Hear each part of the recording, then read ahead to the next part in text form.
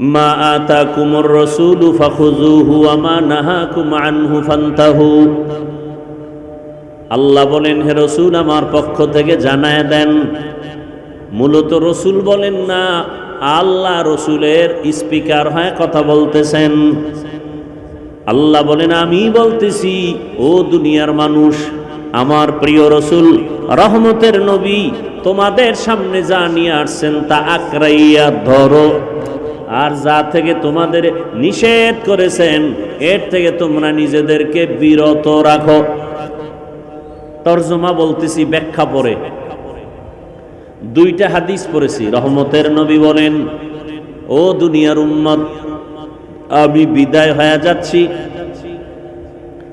আমি মদিনাতুল মুনাওয়ারার রওজায়ে পাকের ভেতরে কিয়ামত পর্যন্ত আমি জিন্দা অবস্থায় আল্লাহর মারিফতের মজা নিব নামাজের হালাতে।